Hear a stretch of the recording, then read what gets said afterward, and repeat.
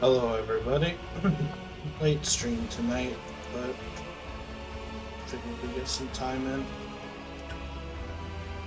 We might be joined by some friends, we might not be. Gotta hit the Twitch, or gotta hit the posts.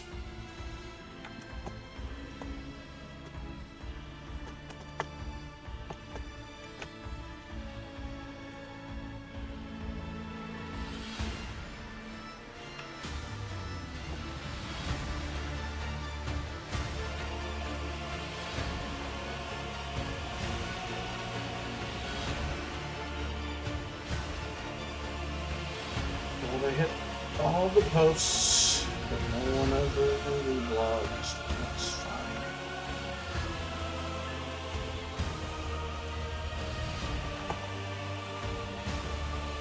Night stream is good. Hey, Toaster! Good to see ya. Just hitting all my silly little social media posts real quick.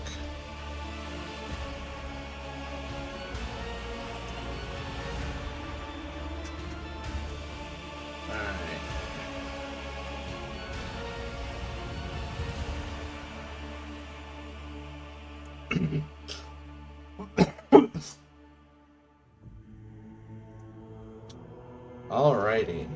Should we load the right game?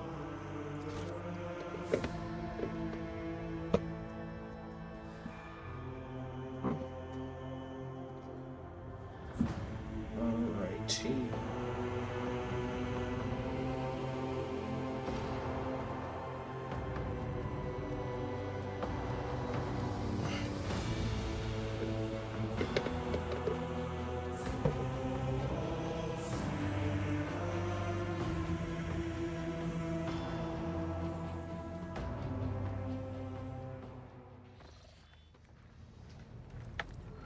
Alright,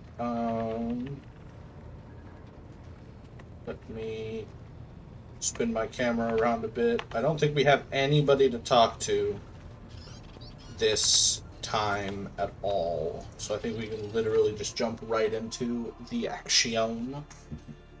I've got a bunch of loot and stuff I've been stacking up from the last two sessions, or something's happening.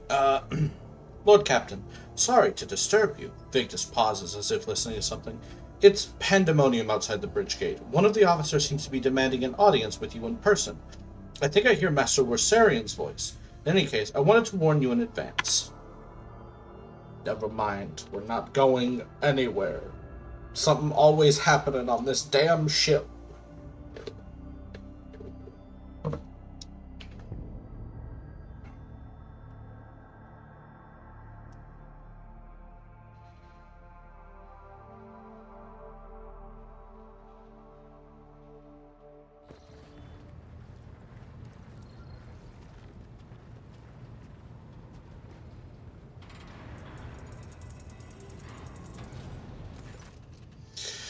The everyday sounds of the bridge are disrupted by voices raised in anger. Abelard's voice, the loudest of all. This is not the conduct of an officer. These are the antics of a highborn brat out on a lark. Explain yourself, Lieutenant.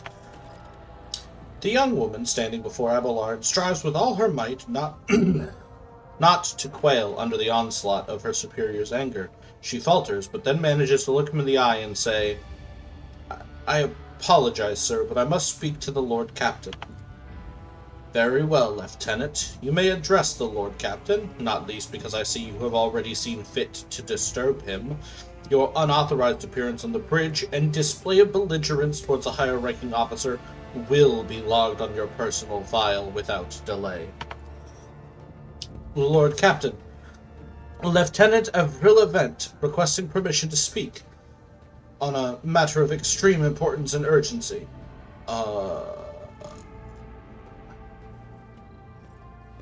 I will not tolerate this kind of conduct on my ship.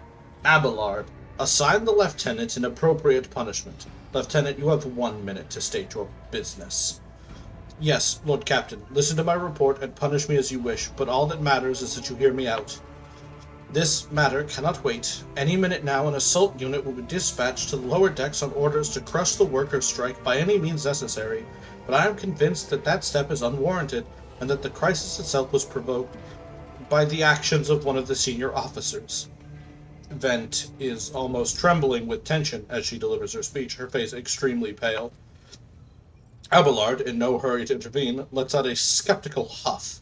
He glances at Sourback.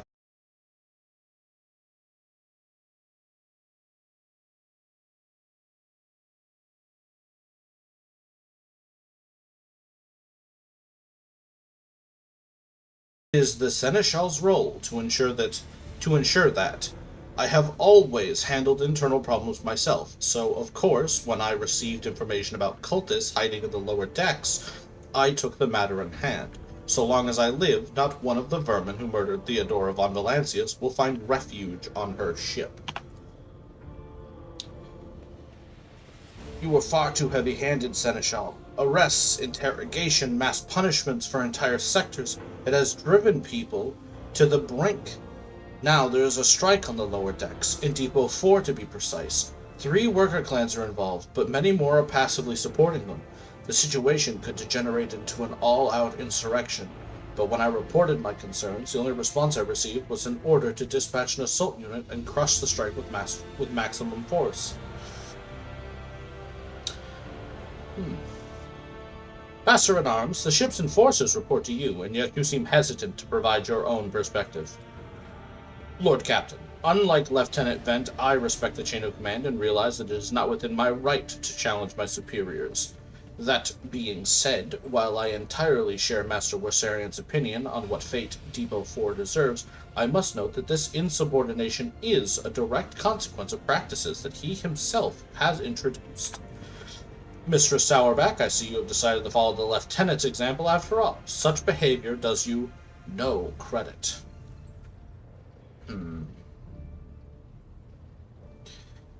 Sourback, explain yourself. The ship's regulations state that the Master-at-Arms is responsible for resolving all matters related to the ship's enforcers, and yet it is no secret that the Seneschal has a tendency to show partiality.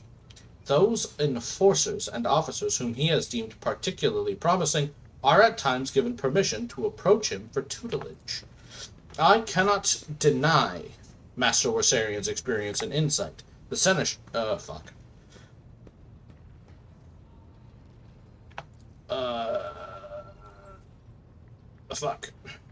I cannot deny Master Warsarian's experience and insight. The Seneschal has a record of fostering students who have indeed achieved much and demonstrated impeccable performance. However, extending such patronage over the head of their immediate superior encourages disregard for hierarchy among your lordship's servants. Today, an enforcer goes to the Seneschal to report an order from the Master-at-Arms that they happen to disagree with. Tomorrow, they will go to the Lord Captain to object to the Seneschal's order. I notice a pattern in these actions. Abelard, do you wish to respond? Mistress Sourback, can you recall an occasion where I would encourage an officer to disobey the superior? Or one where I would overrule their order, or show favoritism to those who merited none? None, Seneschal, for there have been no such cases in the entire time I have served aboard this ship. If anyone were to claim otherwise, I would have them pay for insulting your honor with blood. Your conduct in this regard has always been spotless. Nevertheless, given your eminent position, a simple show of attention on your part is enough to erode the propriety of junior officers, inflate their sense of self-importance, and undermine discipline. That you distinguish some of them and know them by name is tantamount to walking around the officer's deck handing out gifts to officers who have caught your eye. It fills those you set apart with ambition and audacity, makes them stand out among the rest. Enforcers are meant to be faceless servants, fighters ready to die, their fate entrusted to their commander and no one else. That is the sole foundation of order. Lieutenant Vent, would you say the Seneschal has singled you out from your peers in any way? Lord Captain, I swear that Seneschal Warsarian has never granted me any privileges, never once advocated for me, nor facilitated my promotions, although he is the man who convinced me to become an officer in the first place. He offered me extensive guidance in my service, for which I am grateful to him. And while not all my fellows receive such attention, I know of at least a dozen fine officers whom the Seneschal keeps in his sights to ensure that they continue to strive. To prepare new generations of the dynasty's servants, to instruct them and to separate those with potential from those who have exhausted it, that is my duty as Seneschal. This ship has bays worth of pilots, enforcers, officers, technicians, and stewards, whom I have raised personally. By the throne, every third person standing on this bridge right now was my student at one point. I see. Evidently, my officers are anything but a shining example of unity and adherence today. I have only myself to blame, I suppose. What is Depot 4?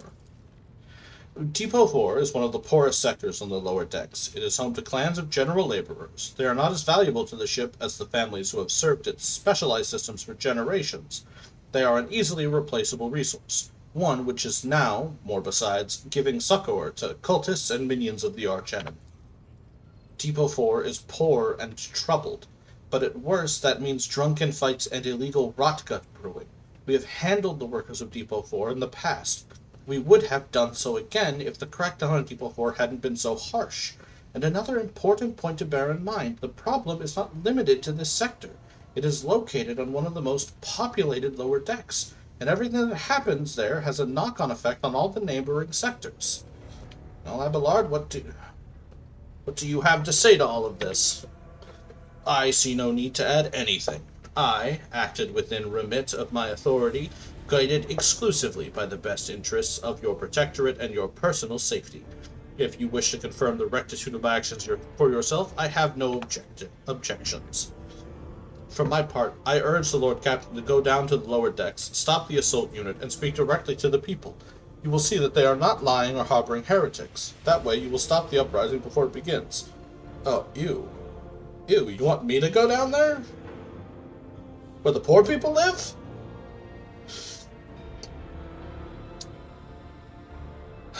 I suppose if I must. I am certain the Seneschal was acting within his authority, but I will verify the soundness of his decisions for myself. Throne preserve you, Lord Captain.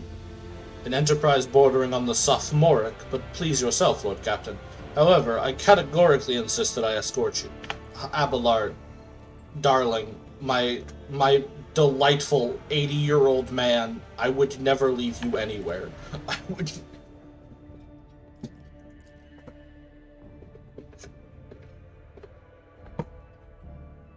If I left Abelard behind, who would shine my shoes after battles? Who would introduce me to the rabble? Forge ahead. Never linger.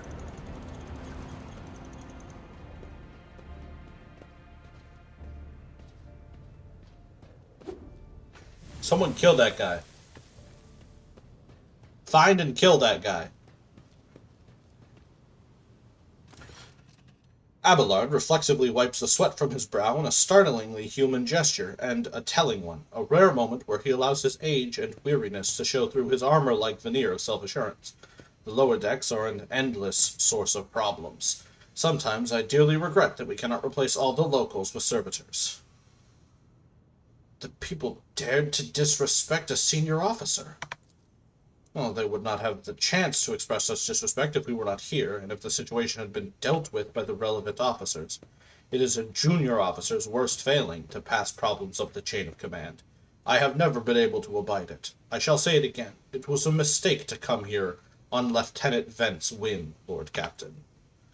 I must admit that the lieutenant is by no means the worst material for an officer, but in the name of Terra, the girl is the same age as my eldest great-granddaughter, and she has the gall to tell me how to manage the lower decks and hunt down cultists. It will be another 20 years at least before she can be trusted to act without oversight. Let's keep moving. Alright. Bunch of valves and shit. I still do not see our purpose in coming here. Relax, old man. Going for a stroll on the lower decks every once in a while is good for you.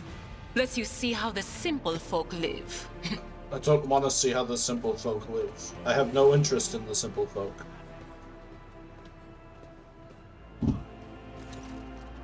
Avril event.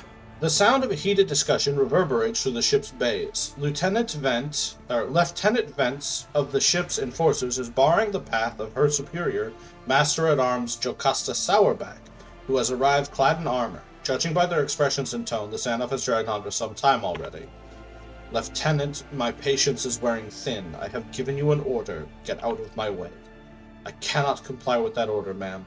This is my deck and my sector. So long as this area remains under the Lord Captain's special oversight, no action can be taken without my express permission. There are only 3 people who are authorized to make me stand down. The first officer, the rogue trader, and the Emperor himself. Oh, so not all my lessons fall on deaf ears, Abelard mutters in crabby approval. He does not clarify whether he means Vent, Sourback looming over her, or both. Your lordship, noticing the 2 officers snap to attention and salute, their subordinates following suit a moment later. What is the situation? Your lordship, my people have locked down the bay where the strikers are, including their leaders. We have the situation under control as far as resources allow. Under control, Lieutenant? I came here to lead an investigative unit, and what do I see? The rabble is on the verge of mutiny. There is nothing to investigate. This simply calls for immediate repressions and firing squads. And you, Vent, are a step away from facing charges yourself. I encountered some locals on our way here. Their conduct was outrageous. The people are getting desperate, clearly. They saw the assault unit, and they decided they had nothing left to lose. I mean, I apologize, Lord Captain. It is outrageous. I'm sure people simply didn't recognize you. It wouldn't have occurred otherwise. We will deal with them once the situation is resolved. Is that all you have to say? Are you sure you're worthy of your rank? Forgive me, Lord Captain. I will take steps to ensure that such a thing does not happen again.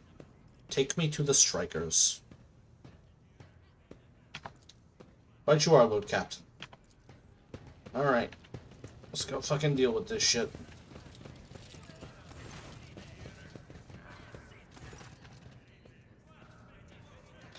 A dozen pairs of eyes stare apprehensively at you. The people before you are typical inhabitants of the lower decks. You take in their simple clothes, crude weapons, and faces that display varying levels of mutation, from the barely discernible to the strange to the outright grotesque.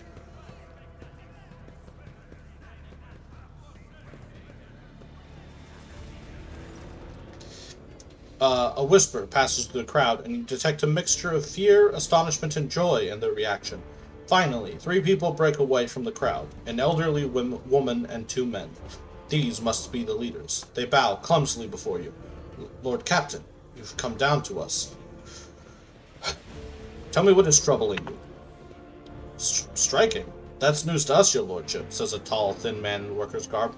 All we're doing is asking questions, saying what we think. Shut up, Rivet, snaps the old woman, who turns her hostile dark eyes on you.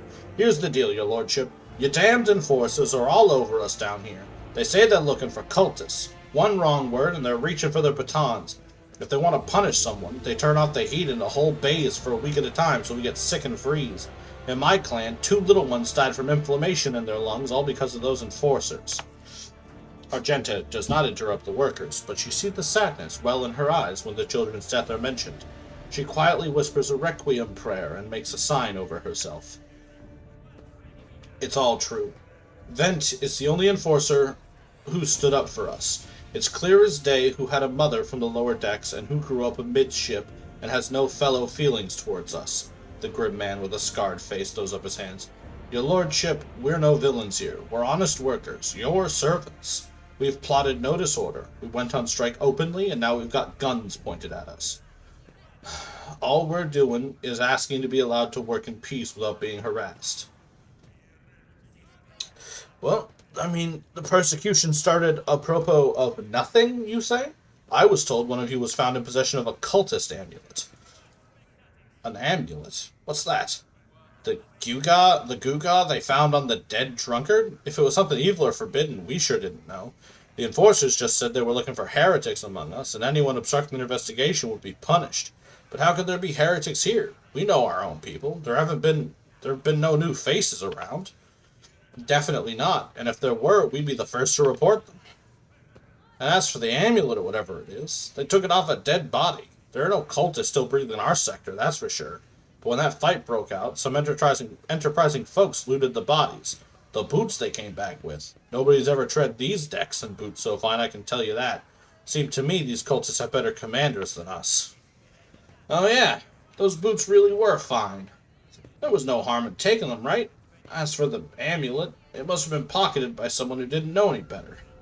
We don't need any amulets around here. We all worship the Emperor, and when we're working, we bow down before the machine spirits of the large and small transformers and the servo motor, the same way my grandfather was taught 100 years ago by a tech priest. Believe us, your lordship, we're people of faith. Naive children. Weren't you taught from an early age that the dangers of the archenemy's creations? Weren't you warned that any unfamiliar object could be one of them? We were told, Holy Sister, but it was long ago.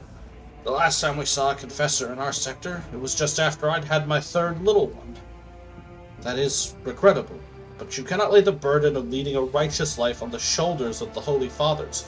Who will you blame when beasts crawl out of those amulets you stole from the heretics? The Holy Father who was not there, or the scavenger who brought evil down on himself and his neighbors? We were attacked on the way here. Explain that.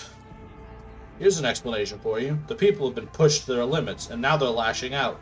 As if we don't know why these top deck units are being sent down here, like the one that lieutenant won't let pass. Our clans are all inside the bay that's been sealed off, but the lower decks are big. I'm sure there are some people who've had just about enough. We're getting it from all sides. The soldiers have encircled the ones who've risen up. A death squad's just arrived. It's no wonder folks are lashing out. Their words seem sincere to you. Their body language and the glances traded between them reveal that the news of the attack has shocked them. Abelard, anything to add? I authorize the use of all necessary measures to locate Chaos worshippers hiding in this sector. The specific steps taken by the officers were not reported to me. Abelard frowns, clearly disgruntled at having to explain himself in the workers' presence. Nevertheless, I'm certain that their actions were justified. Cultists are no drunken stevedores. They are the enemy and a threat to the ship. Neutralizing them demands decisive action. Sourback, was it really necessary to torture these people with cold? The rabble understands only one language, Lord Captain, that of violence. As per regulations, should the laborers persist in their unwillingness to cooperate, the next step is limiting air supply and cutting off water, which is almost certain to restore order.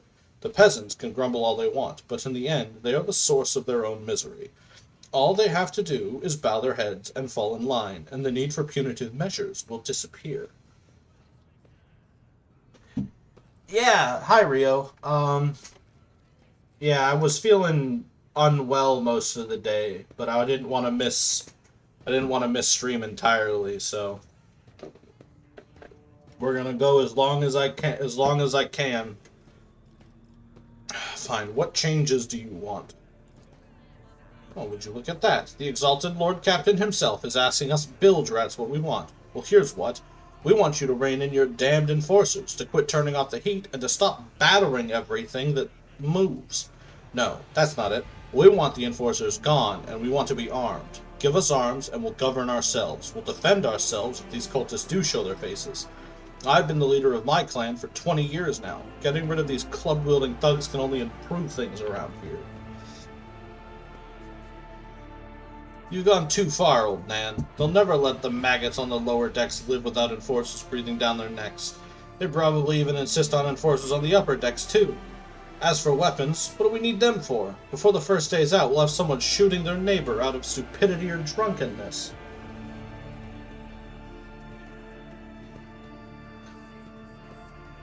This always happens, like, around October for me. It's just the sun starts going down earlier and my energy just plummets, but, you know,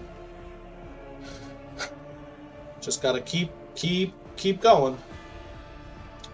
If the enforcers stop hassling us, that'll be enough. In return, we'll find the scavengers who robbed the cultist body and we'll talk to them, one lower decker to another. If there are any more of those damned amulets about, we'll hand them over to the enforcers ourselves.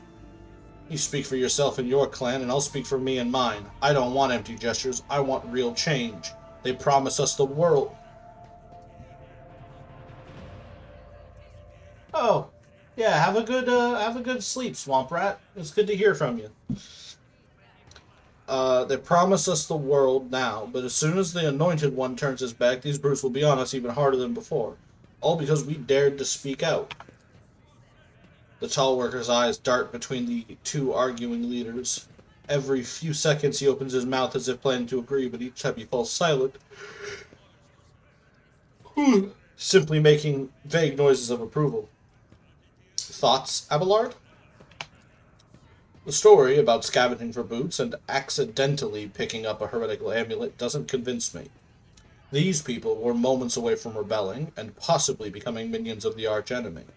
We must not give them what they want, even if they did acquire something innocently, purely out of their own stupidity. That does not mean they are not tainted with corruption. What begins as petty thievery can turn into a far graver problem. I have seen it before. In my second war, there was a sergeant in the Imperial Guard regiment that was stationed nearby. The sergeant took an ordinary pocket knife from the dead body of a heretic, and his whole unit lost their lives for it. When they finally managed to break into the barracks, they found not a single survivor, only the pocket knife, which had grown through all of the rows of beds like a metal-choking vine.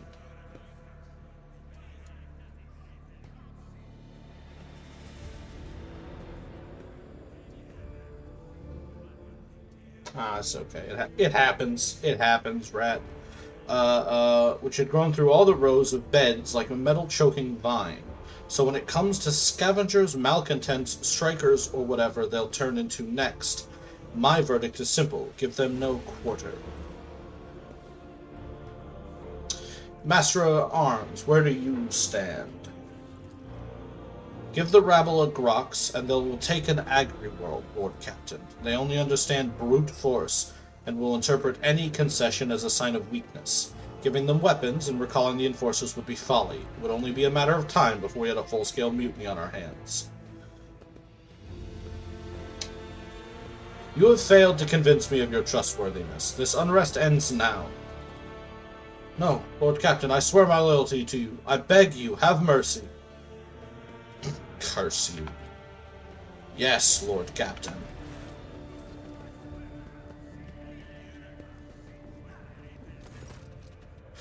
Suddenly, Lieutenant Vent stands in the executioner's path once again. Her face is pale and her eyes are wide with fear, but her lips are clamped into a firm line. If you want to mow down everyone in Depot 4, you can start with me. Vent, stop! This is treason! Sorry, I've let everybody down. It's not clear who her words refer to, Abelard, her comrades, or the striking workers who are now doomed to die. Vent reaches forward and grabs the barrel of the weapon aimed at the crowd.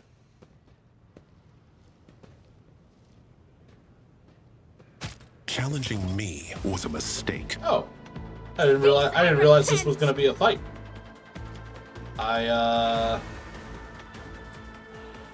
Wow.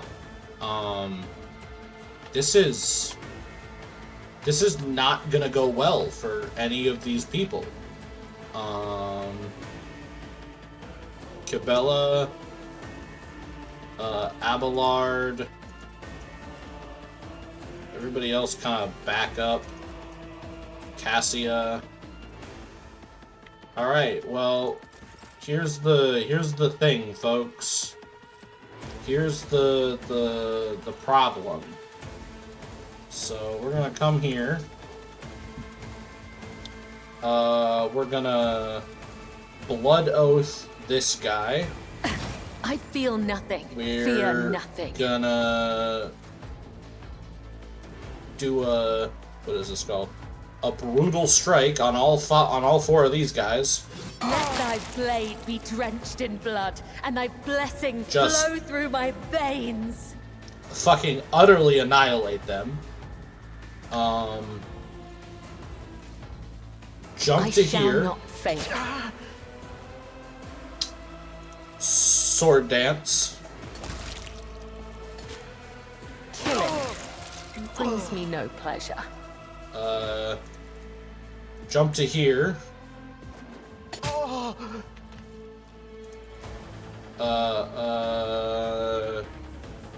blood oath on that person. An offering of blood. Big sword strike.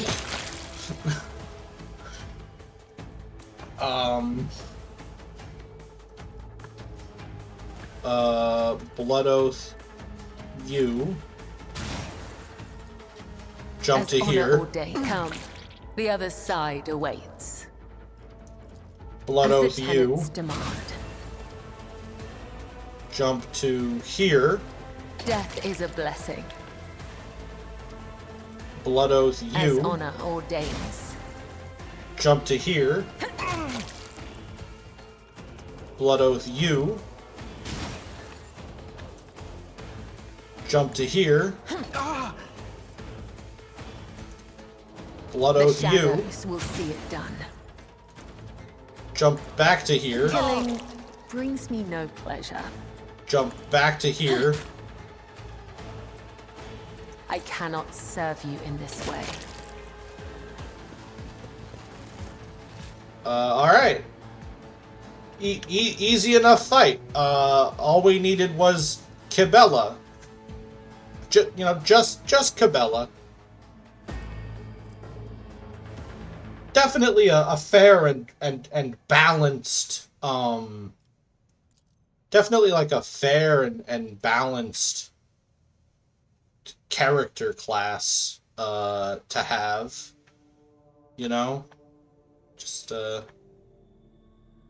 just casually killed 1, 2, 3, 4, 5, 6, 7, 8, 9, 10, 11, 12, 13, 14 people on turn 1, before any of them could even take a turn. And sure, we took 2 wounds. Do you think my body was suffering? Like, sure, we don't even need to do that. I don't know what I'm doing. It's a waste of a med kit. We took 2 wounds, but they were self-inflicted, so, might as well not even exist. Ooh. Gas cloud grenades and flak armor. Alright. Let's see, I wear medium armor, don't I? Is flak armor better? It is. It's slightly better. Argenta, you also wear medium armor?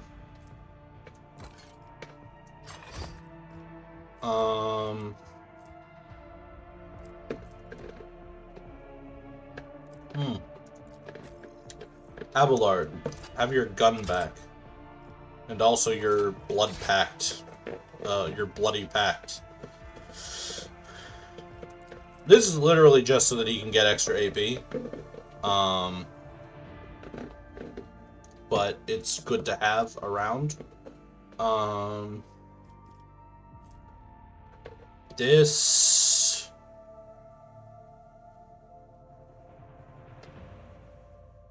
No.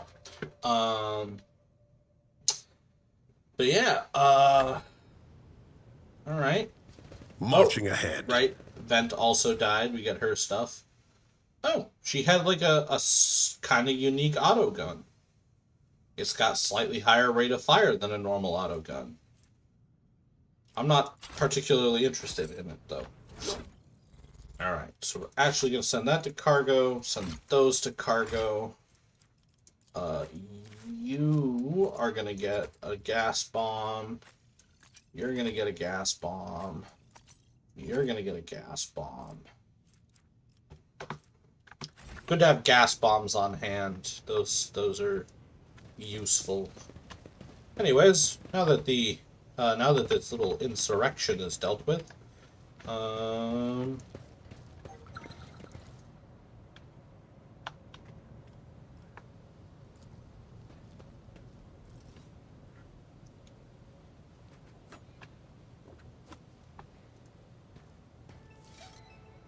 yes, we have a little environmental puzzle. We have to find all of the valves that are next to like Let's seize the moment. A steam or steam escaping them. I remember this. So like this valve is nothing.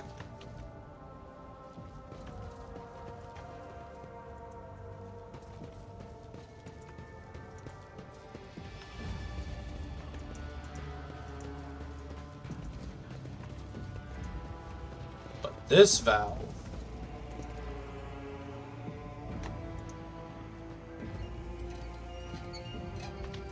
Alright.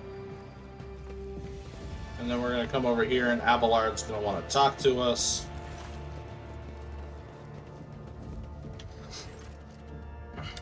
Stopping unexpectedly, Abelard imperiously dismisses the unit to stand at a distance and addresses your other companion, saying, "I have an urgent matter to discuss with the Lord Captain. Please give us a moment."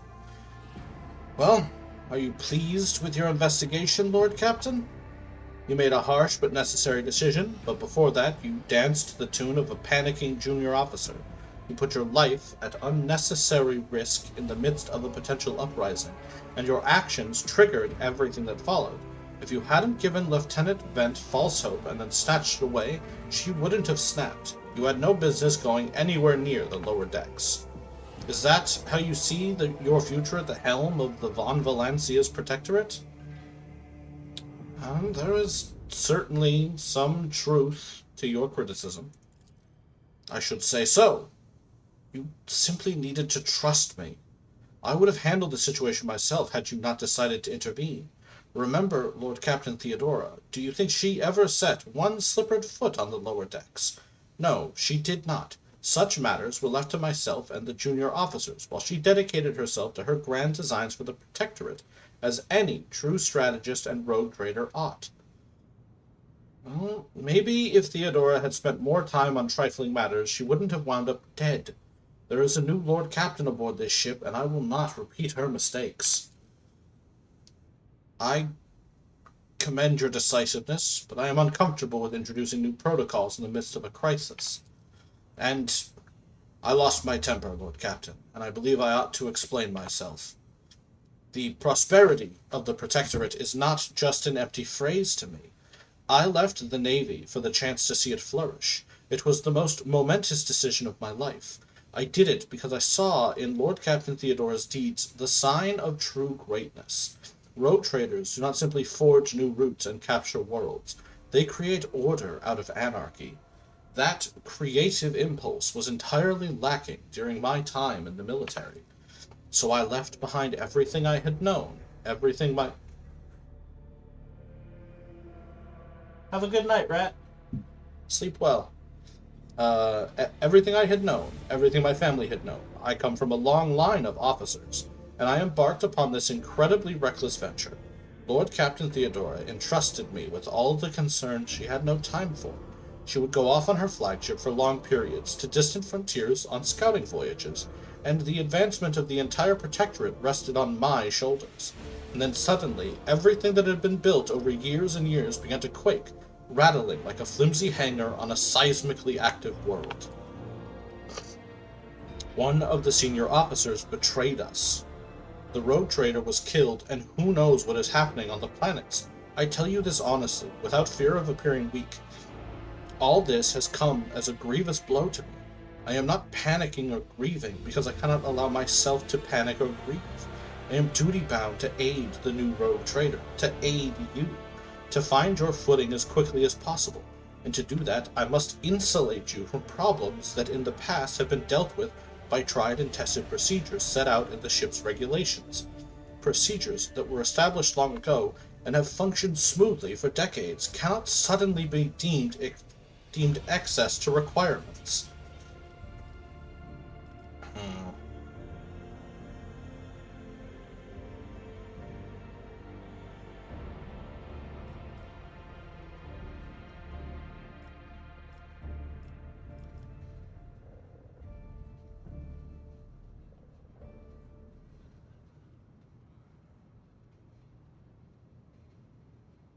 I understand, but you need to learn to respect me as your Lord Captain and rogue trader. Accept it and start living in the new world, a world where Theodora is gone and you and I have new decisions to make. Yes, Lord Captain. Your resolve is admirable and demonstrates strong leadership. I shall remember this moment should my old habits ever begin to creep back in. And now, please let us leave the lower decks. If the rogue trader desires to stretch his legs, there are far more suitable places. Give me a second, I'm not done with this puzzle. Spin that one. And then Venture forth. that one?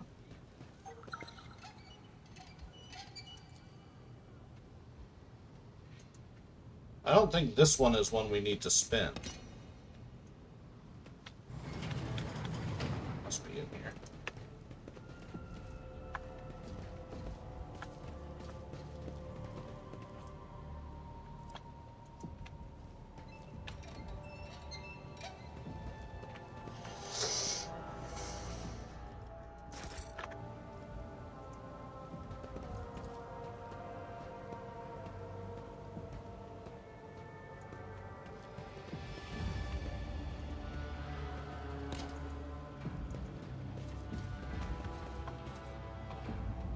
Now this one is all steamy.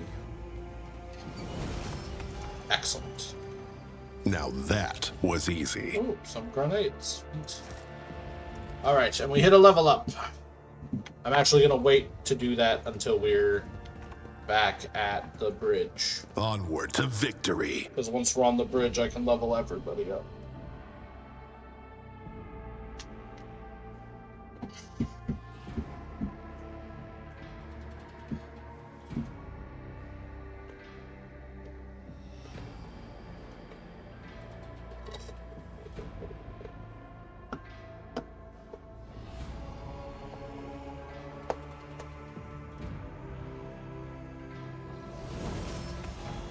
Alright.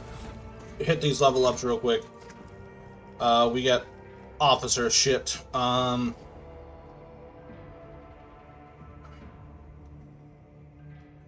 would be neat.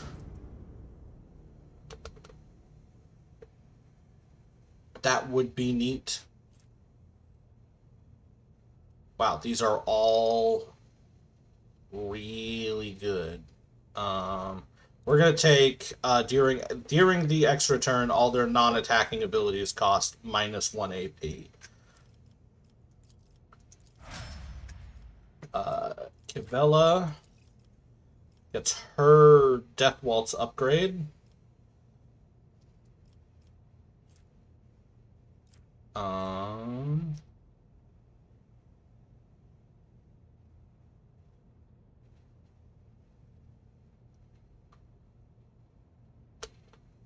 We're gonna take Death Waltz grants the Blade Masters 4 extra charges of Death from Above, and until the end of combat, Death from Above deals plus agility bonus additional damage, because that is 5 extra damage per jump per target, which is crazy.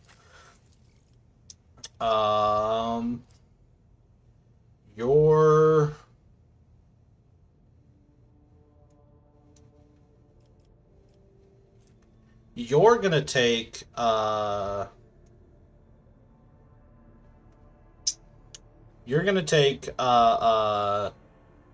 negative effects are immediately removed, and until the officer's next turn, the target cannot die. Because that's neat. Soldier mode. Do do do do do do do do do do do do do. Do do do do do do do do do do.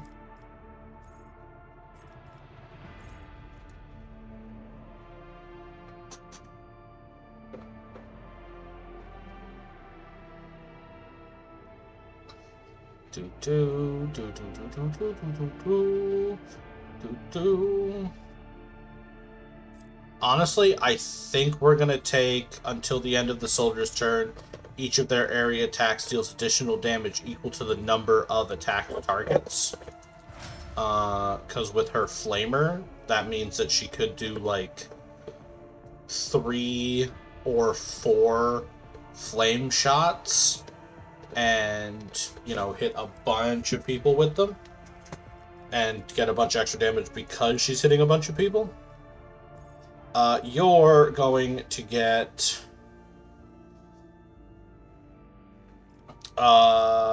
dismantling attack also cripples the enemy, reducing their weapon skill and ballistic skill. Yes. And you get a skill point. Well, I need a lore warp character. So, that's going to be your job for now. And then warrior.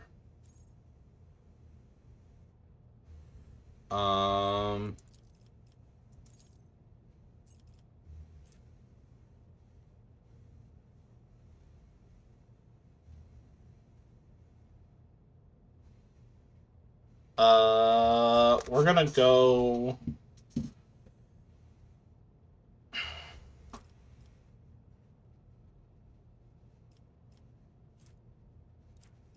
We're gonna go until the end of combat. The warrior gains +4 movement for each kill and may use their movement points after attacking or using abilities. That's pretty banging. All right.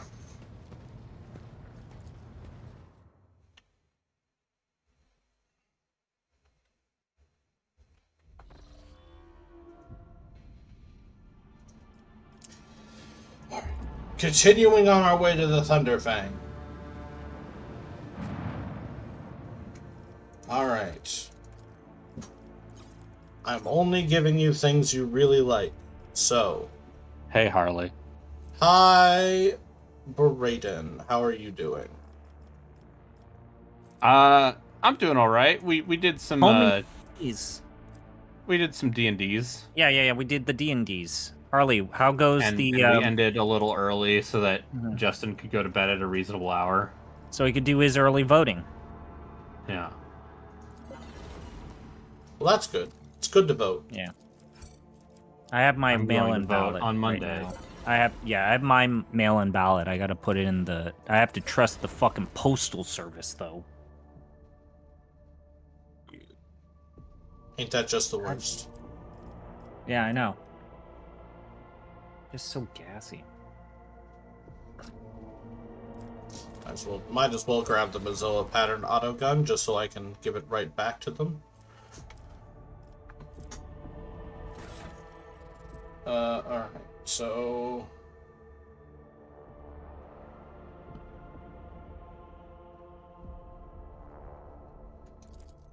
you're going to cargo. Okay, so give Braden and I a play-by-play. Like, where are we at? Where's the campaign at this point? We are about to go to Rykad Minoris. For the first time to pick up our tech priest. So would you characterize the campaign as healthy, unhealthy, in a good place, in a bad place? Medium. Why are you asking me these questions like this is a therapy session? Why are you... No, I'm just asking. Like, I have not been watching your progress so far. Are we doing all right? We're doing all right. I mean, this is part 4, and we're still in the tutorial technically, but like. Yeah, I mean, this tutorial is fucking long. Let's not dance around it. Yeah. Some of you said that it's a little too long, which I would tend to say is true.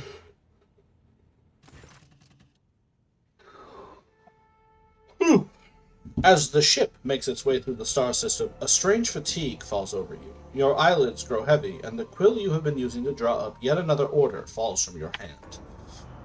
I'm being attacked by ghosts. You raise your head with a start. Someone else is here in your study. You stand up and stare at the dozens upon dozens of corpses surrounding you. Among their number, you recognize the disfigured and bloody faces of those who died on the ship's bridge, and those you met in your previous life. How is this possible? Where are the enforcers posted to stand guard? It matters not. You are not alone against a horde of heretics risen from the darkness to take your life. As if of its own accord, the shard lying on the edge of the desk, the sole remnant of Comrade Voigtier's weapon, slips into your hand. The metal is searing cold. The dead sway from side to side, closing in around you in a nightmarishly slow advance. You will kneel before the rogue traitor. All you hear in response is unintelligible voices, whispers, moans, and derisive laughter. Anger ignites your chest, and you clutch the shard, which ravenously bites into your palm with its sharp edge. An unbearably bright light floods everything around, and you find yourself surrounded by groveling minions, their bodies shivering in your mere presence. Your hands no longer hold a pitiful shard, but a majestic and intricate weapon. A skillfully crafted sword with strange and unnerving proportions, a curved design, and an unusual hilt adorned with the image of a closed eye. The eye opens, revealing a gaze so ancient and dark that it steals your breath. You have felt this gaze before, there on the bridge, and the voice that appears in your mind only confirms your guess. The tapestry is woven. The path is chosen.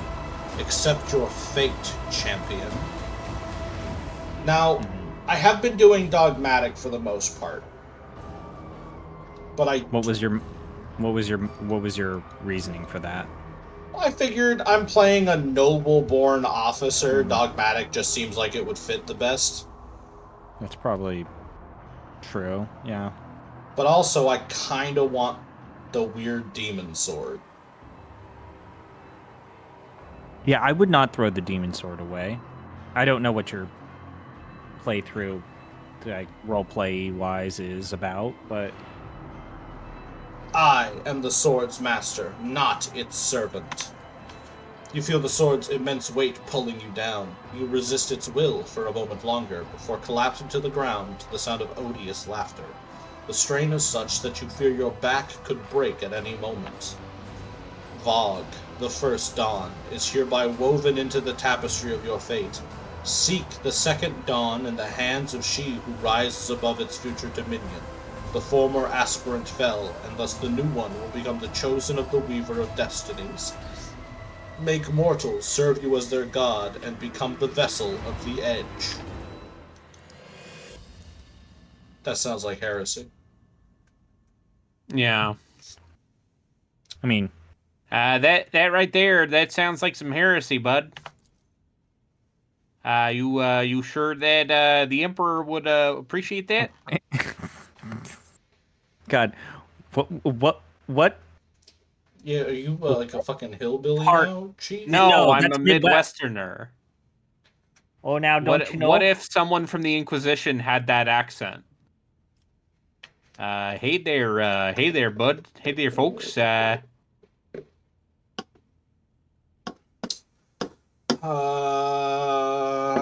keeping the shard. It's mine. We can be a little heretical. We don't have to be purely dogmatic. No, what's a little heresy in the long run?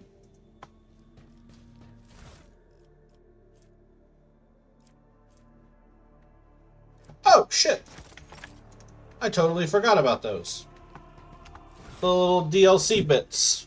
Kibellah, I found a better mask for you.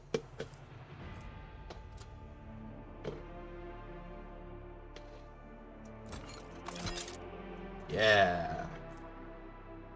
And then this is just +5 to all characteristics. Full stop. Which I think is good. Let's see. Who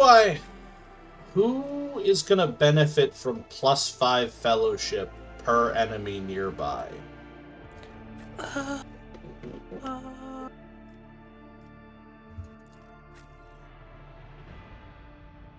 I don't think anybody. No, you have to be careful about how you assign that too. Do you want to decline?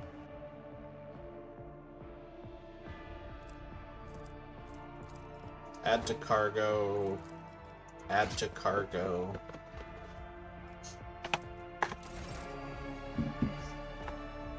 Also, I guess while we're here, I might as well put all this fucking, like,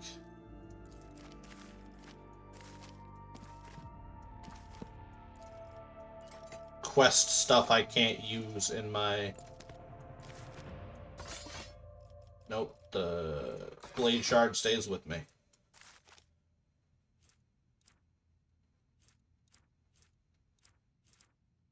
Yep, there we go.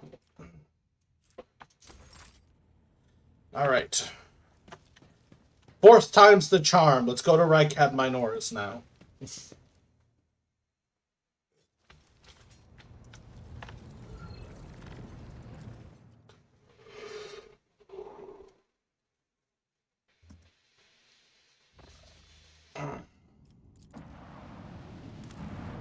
Scan.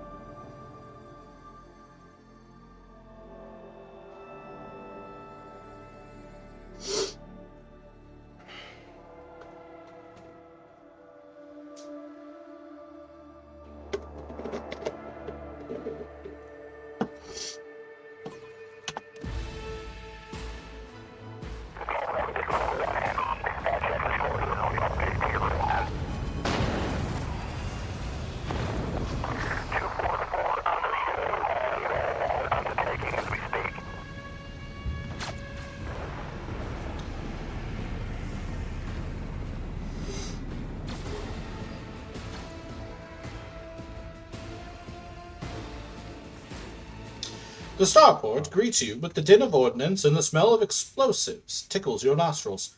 It is difficult to tell through the smoke who is firing at whom. Halt! Weapons on the ground or I'm firing. A man in a torn and dirty uniform hobbles towards you from behind the chunks of rockcrete and crumbled plasteel. His cracked helmet is adorned with a crooked label that reads Sergeant Malgar. Alright, so our skies are in lockdown, the rebels are shooting down anything that flies, and you lot just happen to land in our rear without a scratch to show for it? And on a shuttle like that? I'll be back in a sec. Bye. Okay. Good luck. Bye, baby. Where did you get it? Stolen from the palace, isn't it? He's visibly awed by the resplendent gold of your transport. Grab 'em, lads. We've got ourselves a rebel landing force. By the holy throne, what is this mess? Oh, they're in a rough spot, old man. Go easy on them. Abelard, introduce me. You stand before Rogue Trader von Valancius, you ignorant worm. Snap to attention this instant and give his lordship a formal report. My mistake, sir, at once. The starport's under control of the governor's wardens. Perimeter commander is Sergeant... A frag grenade explosion cuts off the rest of the sergeant's words. Shrapnel flies everywhere with a piercing screech. One of the soldiers falls to the ground, clutching the remains of his forearm that is now adorned with crimson tatters. Blood is pouring out of the stump, and the soldier's agony is short-lived. The sergeant curses and hastily says an army prayer for the dead. Pardon me, sir. Sergeant Lace Malgar reporting. My unit is holding the starport on the governor's orders. How may I serve? What's going on here? Unrest, sir. Armed rebellions in both the capital and the provinces. First the lower level sparked, then it went up the spires. They hit the Vox hubs, the arsenals, and the mag train stations. Then Felik tore off his mask. Precisely because he knew about the trouble on Rykad Minoris. He knew that none of our allies would come to our aid. You may continue your report, peasant. My unit was here when it all went to the Groxus. The tech priests linked to satellites reported sightings of strange ships in the system. They were orbiting the star until one of them set course for landing on Rykad Majoris. The governor took precautionary measures in order to increase security at key facilities. Everyone knows that whenever something's not right, you better double the warden detail. The alarm was raised and we were sent to secure the starport. It's the only reason we were able to hold it. They're crushing us, the scumbags. It's been a whole turn since the last reinforcements came in.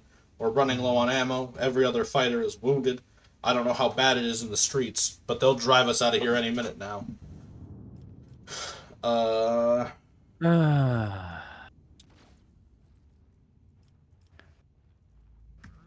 that you've had a couple of battles under your belt, how long do you think that these average tutorial battles have been taking you?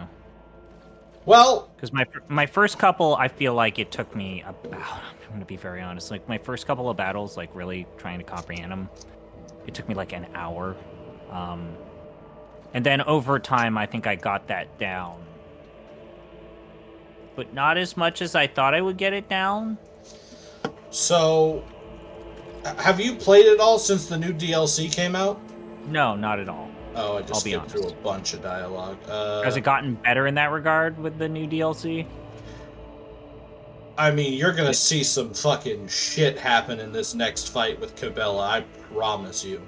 Okay, so you can rip some ass a lot better than back in the day. Oh yeah. It gets fucking, she's fucking crazy. Alright. Well, that's good.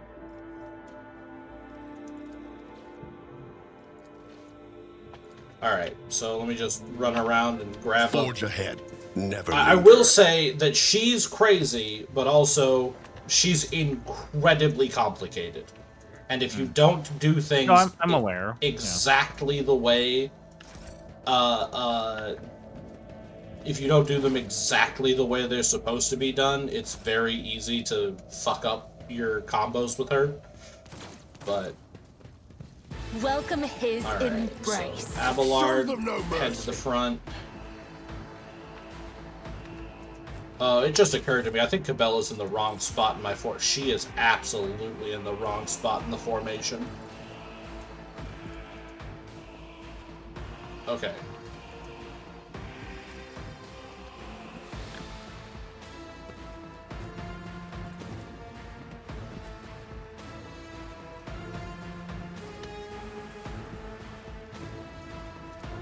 Let's get to it. Look to the door. Ah!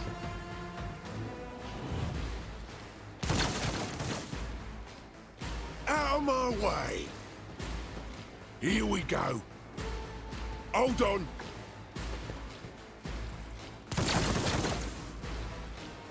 I'm here, maggot. All right.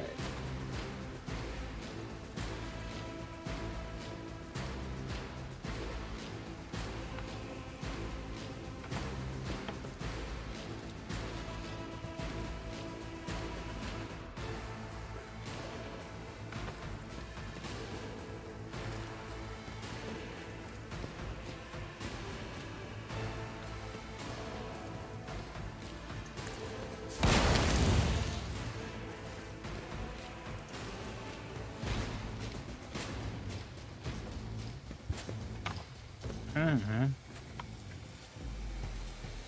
I'll do it.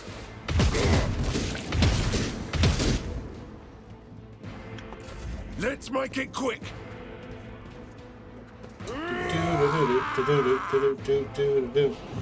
Take your damn Out turns. of my way. Yeah, I feel like near launch, like, it's not necessarily that you... Actually, no, I'll go ahead and say it. At launch, you were underpowered, and it kind of sucked. At least for a very long time. It felt like your party, despite everyone announcing how much of a badass they were decidedly not really the best at kicking ass. Well, also, these first couple of fights here on Rykad Minoris have one of the most unfair mechanics in the game. I don't know, yes. I don't know if Let's you've talk ever... about that mechanic. No, I know what you're suggesting. Let's talk about it. Raging Woe gives Yep. +1 weapon skill and ballistic skill per dead enemy. That's fine. It also gives +1 damage. Stacking up to 10. +10 damage when my tankiest character has 40 hit points. Anyways, Kibellah, you are my servant this time. So you get all the buffs. I know what to do. But you don't get the extra turn. Well, hold on. So you should actually have... I have an upgrade for you serve me. Okay. I should shoot a guy. I should shoot that Said, guy. so done. I missed. That's fine. Let's get to it. Idira, kindly dodge on Kibellah. Please don't immediately eviscerate yourself. Blind that guy. Alright, he's sensory deprivationed.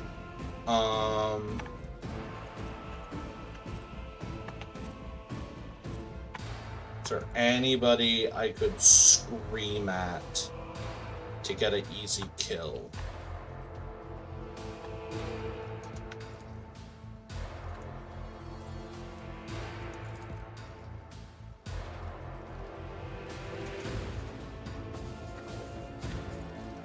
actually, I guess I'll scream at him.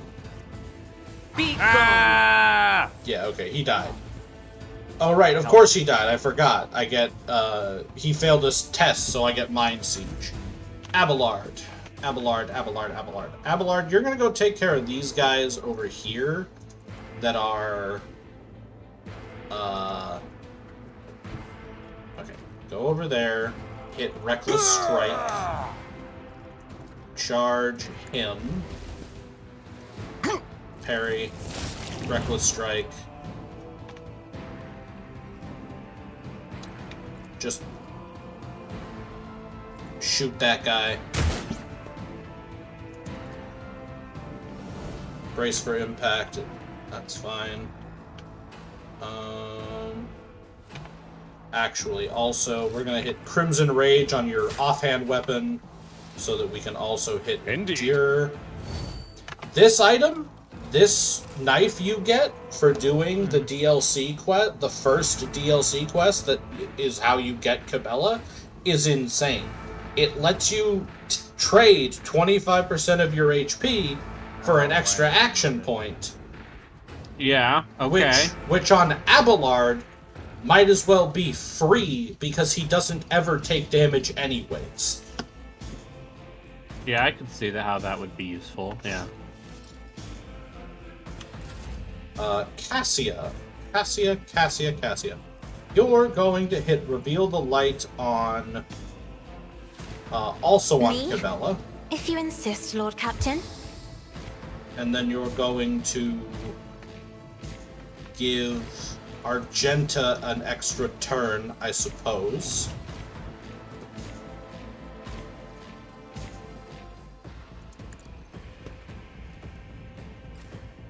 Argenta, you're just gonna shoot a guy. Just shoot that Faith guy. without deeds is worthless. Alright, now here's the big thing. First off, look at how many movement pips I have on Kibellah right now.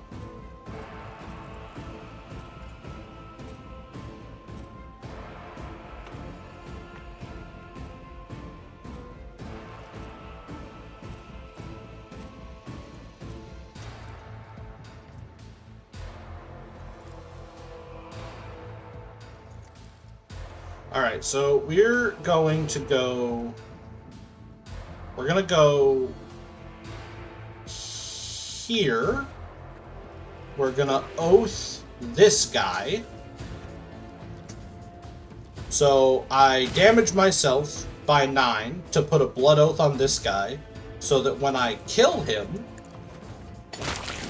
I get 2 action points back, and I heal all the damage I took. So now I can run over here. I can blood oath this guy, because blood oath is free and has no cooldown. And then I can activate Death Waltz, which is going to make me jump to him, kill him, jump to the next guy, kill him too, jump to the next guy, kill him too. And now I have 4 extra stacks of death from above that I can just burn. Trust me. To get all the way back over here to swear an oath against this guy. Jump one more time. Jump one more time. Honor or day. Killing. And he explodes. Brings me no pleasure. And everybody died in round 1.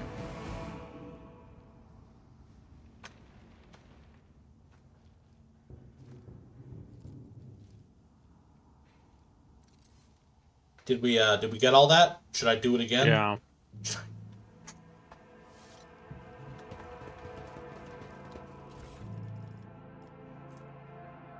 Yeah, I don't... Actually, hold on. Is this scrappy lasgun better than my lasgun? No.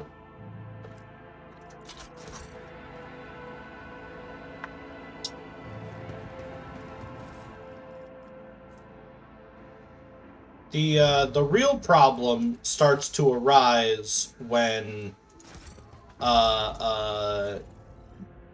you really have to Like, anytime there is a talent that gives Kibellah more wounds, you have to take it on her. Because, she is so unbelievably squishy. Like, she's got 38 wounds right now, which makes her my second beefiest character wound-wise. But those 38 wounds go away real fucking quick, because she cannot wear heavy armor. Let's see this through.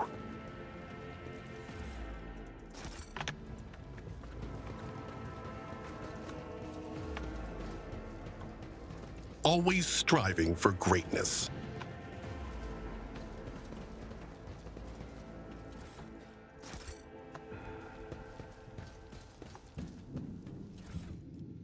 Ooh.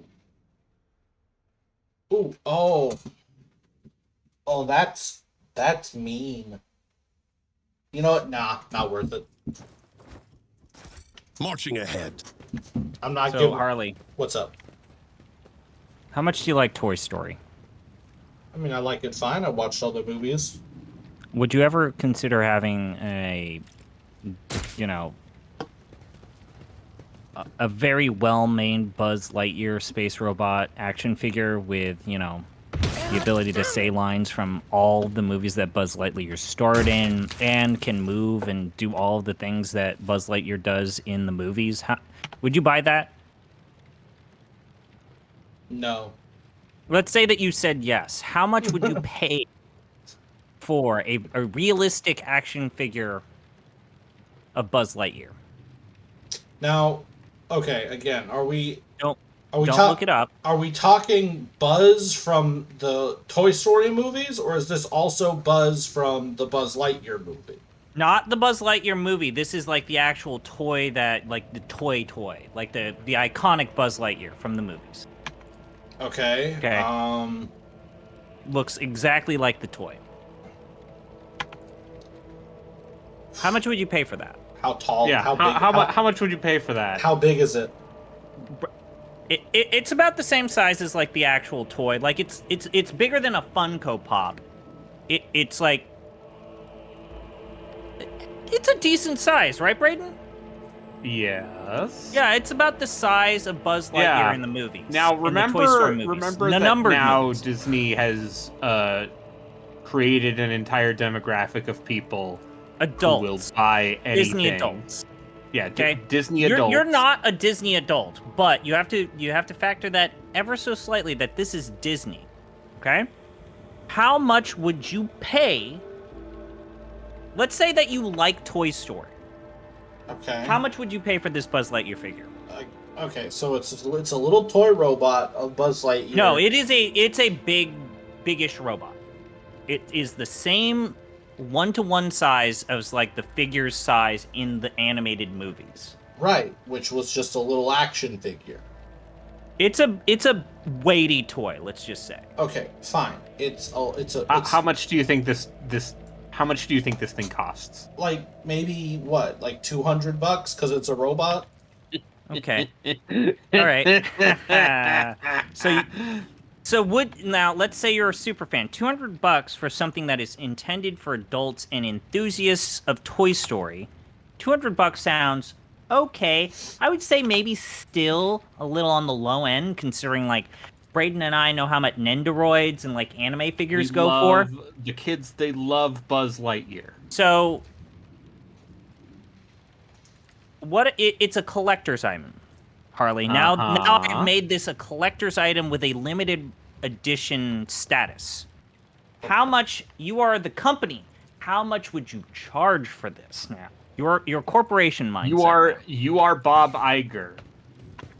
Okay. What do you think? Filled with malice. Filled with malice. Okay, no. So you said like the fan price would be like $200-ish. Yeah. How much do you think the Disney price is? Do you think add an extra 100, 200? What are you thinking? I mean, it's gotta be pretty significant. Like maybe like 400 total, 450. So it is $599.99, but with free shipping, $600. That's too many. That's too many. That's too many. $600. Too many dollars. 600 American dollars for a Buzz Lightyear. Too many doll hairs. You can get a PlayStation fucking 5. Sure can. You sure fucking What can. the fuck? For those that might be doubting us. First off, do not doubt. Let's make it Second quick. off, Let's get We to did it. this long charade. Let's There get you to go. it. Me. So, just a reminder that Disney owns you. yeah, they own your Never childhood. felt If they Here we and go. if they could own people, they would. Let's get to it.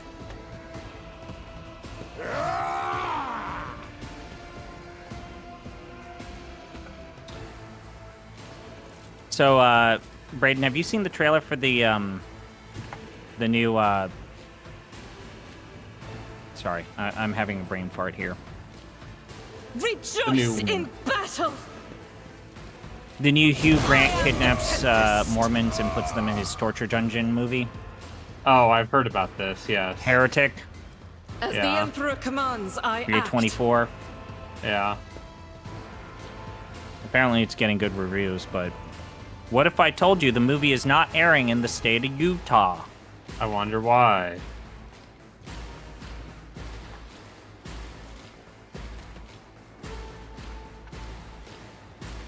I don't know why I'm bringing this up. I'm tired.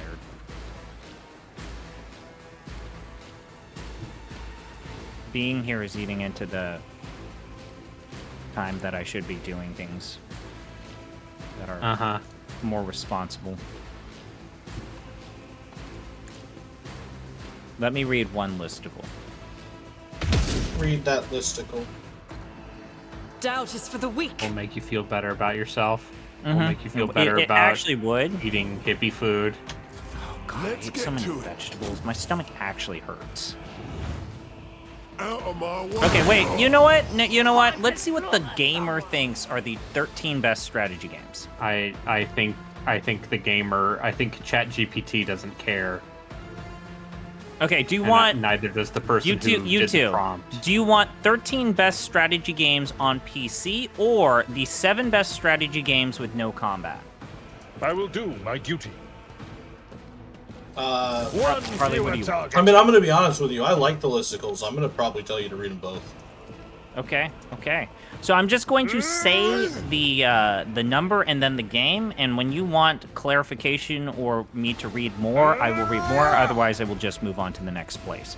So this is the 13 best strategy games on PC. And it seems this was last edited March 8th, 2024.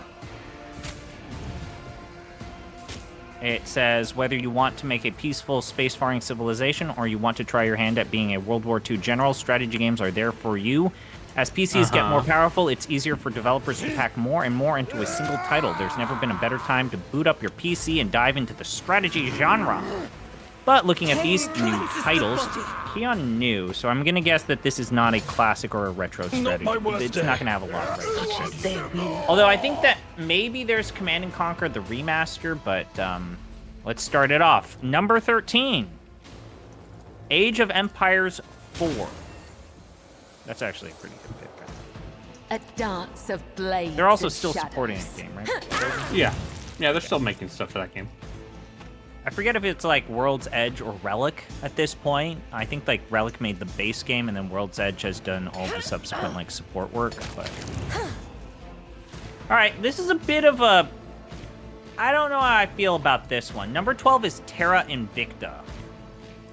I don't. That game know. seems neat, but also I don't it's know not if I done. would.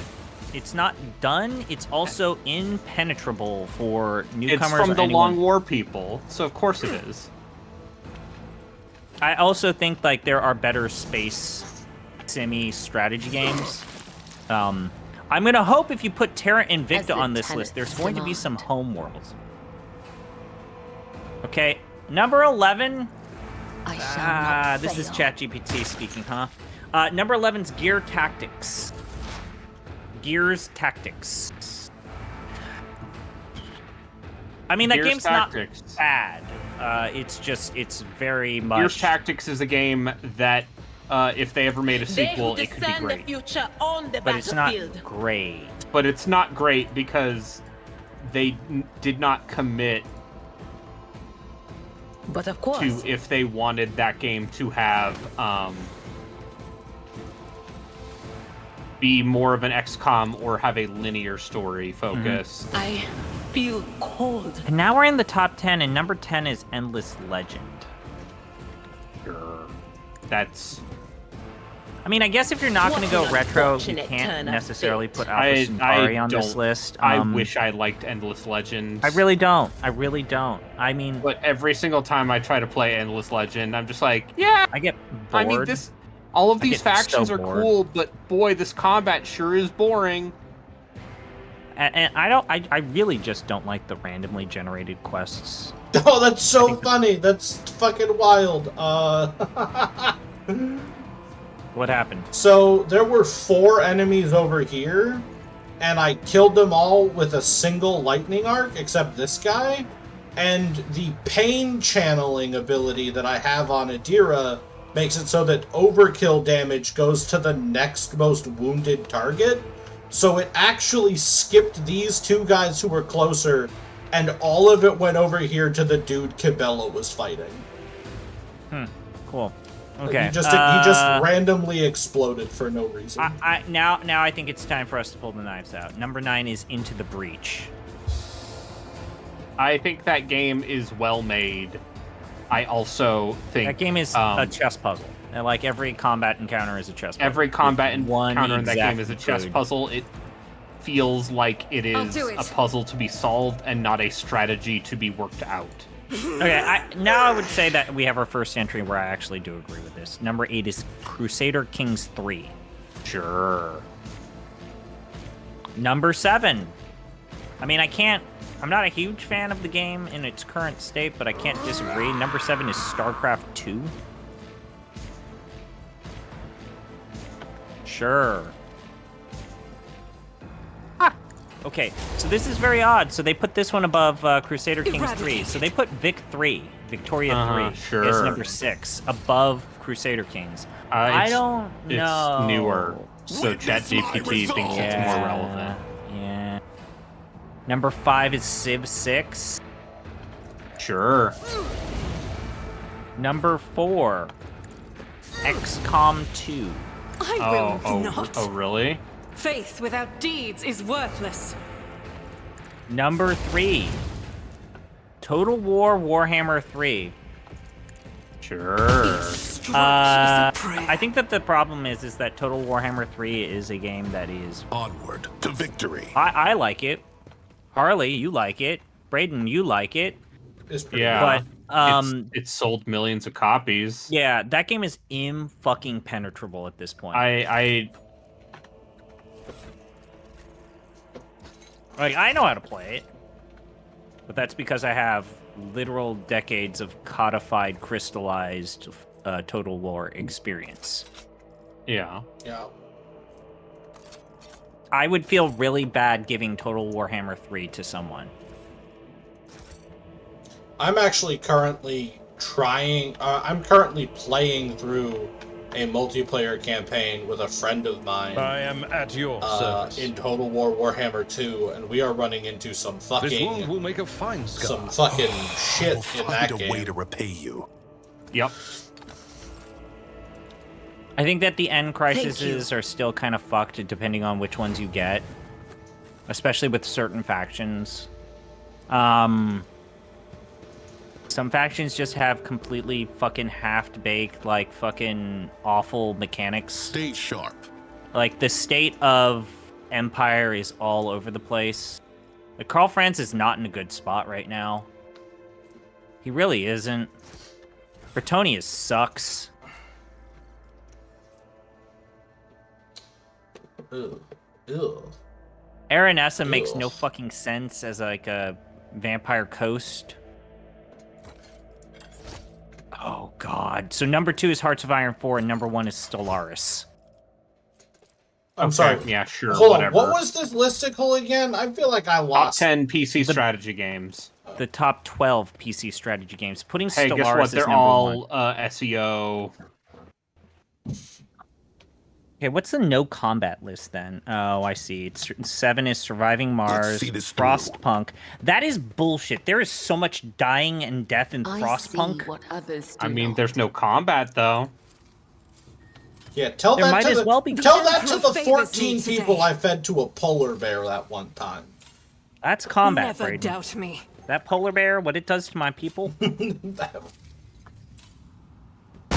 Times you gotta go hunting to feed the peons, and then you come back empty-handed, and now people are dying and starving. That's combat. Might as well be combat. Number 5 is Roller Coaster Tycoon. Change is coming. 4 is The 2 Point edge is Hospital. The blinded ones are harmless. 3 is City No sense Skyline. in That's shooting them and fine. drawing attention. Fire on the nearest target! Ooh, Don't kill the yikes. Tech Priest. Number 2 is We need to take him Dorfo Mantic. Dorfo Romancy. And the number 1 is Banished, which I don't like Banished. I just straight. Yeah. So here's the thing: is against the storm, it's like banished but good. Yeah. May knowledge be thy fate. Let the cycle be discontinued.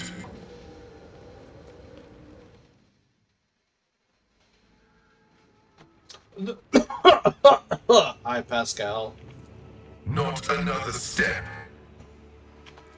Flee, for I am death. By the throne! What is that servant of the Omnissiah made of? Adamantine? Ugh, blast it!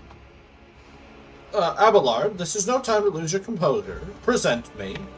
Rogue trader Von Valancius greets you, honored tech priest, and graciously grants you permission to remain in his presence. I identify you as a member of a high strata belonging to Rogue Trader House Von Valancius. I am detecting no need for confrontation. The convoy received an order to meet you. It is no longer functional. Therefore, I propose that we continue to advance to the rendezvous point with the governor's soldiers. Abelard, stop being such a bitch. Why did you wish to see the governor? I came here to carry out a sacred mission. My mentor, That's why. Archmagus Amonat, summoned me, and I hastened to answer his call. But the rabble's unrest prevented our meeting, and I was on my way to Governor Medina to determine my mentor's current location. My escort was ordered by their commander to discontinue their movement and await to be merged with your group. Then, due to their incompetence, they let themselves be killed. It was an unacceptable complication to my task. I love fucking Pascal, and then they died on purpose. Join my retinue. Acknowledged. Predicting successful and mutually beneficial cooperation. Well, no, we're definitely keeping Kibellah. Idira, go back to the ship.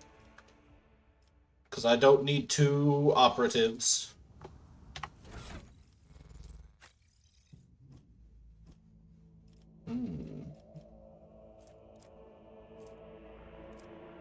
I should give you heavy weapon training so that you can use this autocannon I found.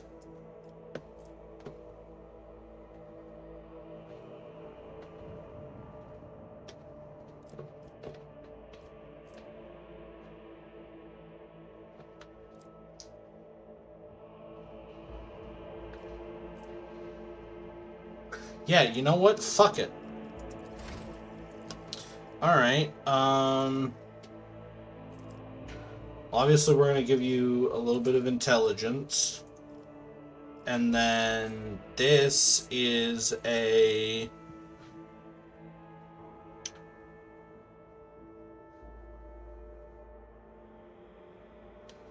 This is a standard...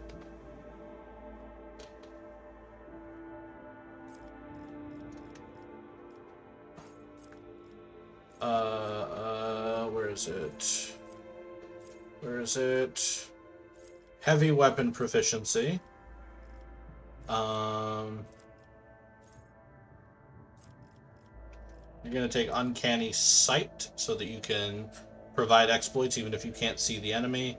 We are going to upgrade your intelligence once more. You're going to take joint analysis, because joint analysis is crazy good. Get you some tech use going.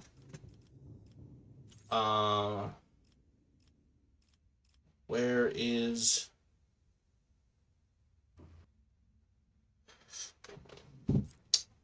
I know that there is an upgrade for joint analysis somewhere in here. Joint offense. No?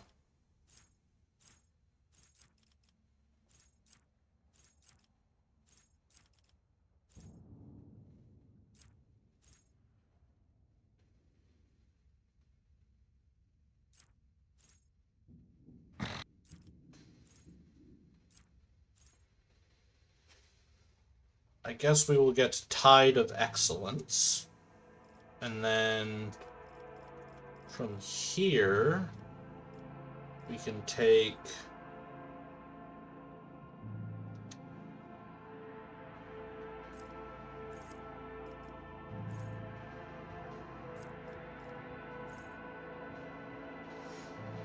Actually...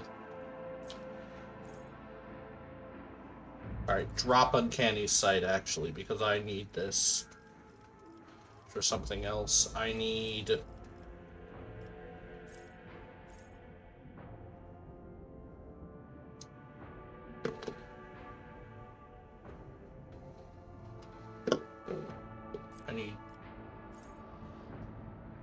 dual weapon combat. And then I need melee weapon specialist. And then dismantling attack. And then logic.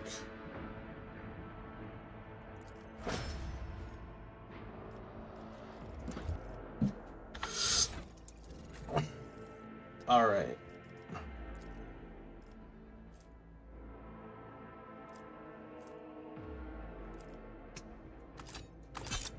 Fuck yeah. Look at that gun. Look at that fucking... When they decided one of the first companions you get in the game should be a dude who can dual wield two-handed weapons, they cooked. Yep. Yeah. Which one? But Pascal's great. Yeah, Pascal's great. Sometimes that shit misses, and it's a real bummer. It's okay though, because he's using two.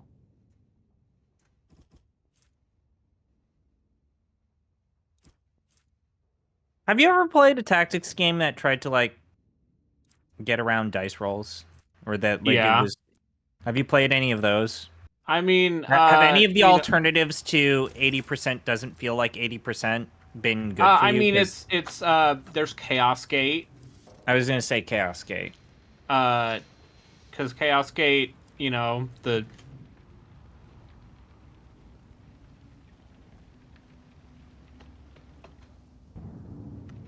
I know that people always bring up, like, XCOM. I would be fine with XCOM's percentages actually being bullshit if they just showed the modifiers. Like, just tell me when I have they do in 2. They do in 2, but, like, just tell me that you're applying some sort of, like, minus 20%. Because of the boss's stupid-ass abilities. Like, just show them. And then as I go up on higher difficulties... I guess, like, the War of the Chosen finally got around to, like, the bosses actually being kind of better. Attention Not to detail perfect. is the key to success. They're good, kind of, sometimes when they work.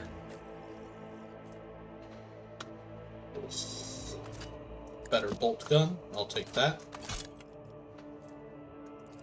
Add the old bolt gun to cargo. Forge ahead. Never linger. Kinda wonder what fucking idiot-ass jackanapes. Outdated and suboptimal. Your body has suffered deterioration and requires modification. Funnily enough, I've grown rather attached to the old thing. Have patience. Someone will shoot me any minute now, and then you'll have your chance to upgrade me. Whichever fucking idiot-ass motherfucker was the one who threw away that, bolter so I could find it in the garbage. Thank you. I don't know why you did that, but your loss is my gain. Sin skin, light armor. Let's see, who do I have that does light armor in the... I guess that's just... Kibellah? No?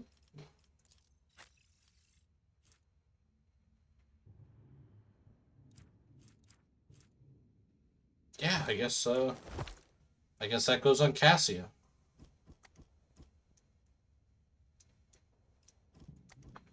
Alright. I want to do this last fight in this area, and then I think I'm gonna call it for the night. All right. But I want to do this last fight because I want to see how fucking... This is a great fight for showing off Kibellah, because every fucking enemy is stood exactly the way she wants them to.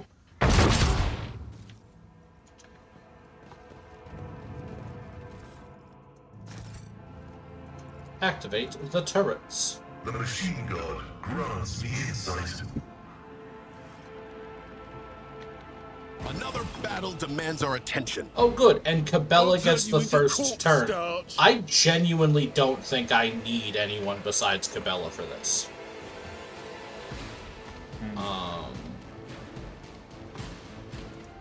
Like, I'll move everybody forward,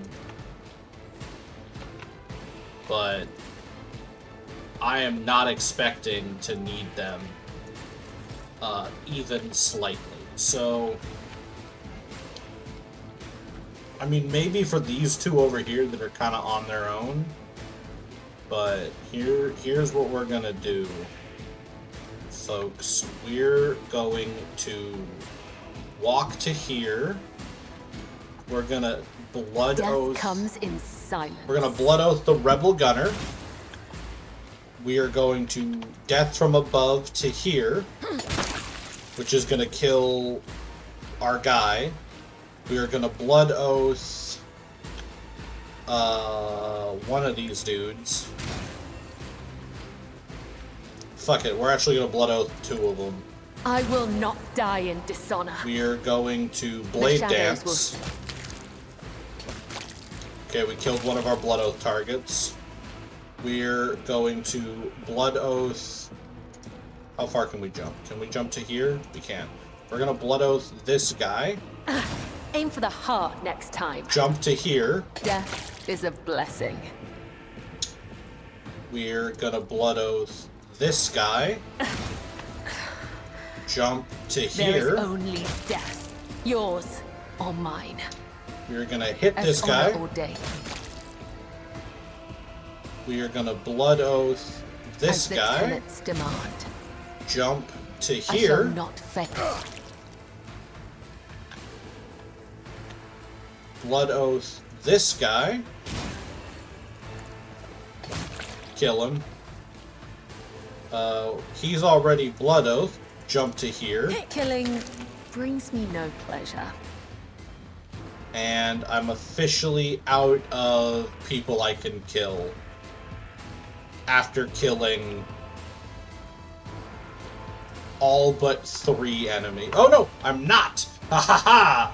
You thought you could hide in the viscera of your slain comrade. The shadows will see it done.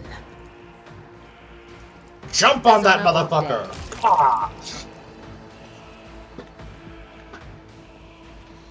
I just wanna... Everybody look at this beautiful pile of blood. I'm proud of you.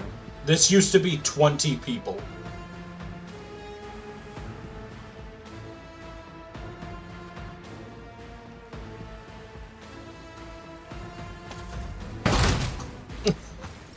and then the turret fired and ended the fight before they even got to take a turn. The dead know nothing, and neither do the ignorant. God, it feels good to be Let playing me a help. character correctly. It feels good. But as you You know, cannot trick death. things can go will south when claim you me least one day. expect it. Think things are going well, and then nope. Go fuck yourself. And then you have to eat vegetarian food. Yeah. Sucks shit, man. Alright, well, that is gonna be all for the night, folks.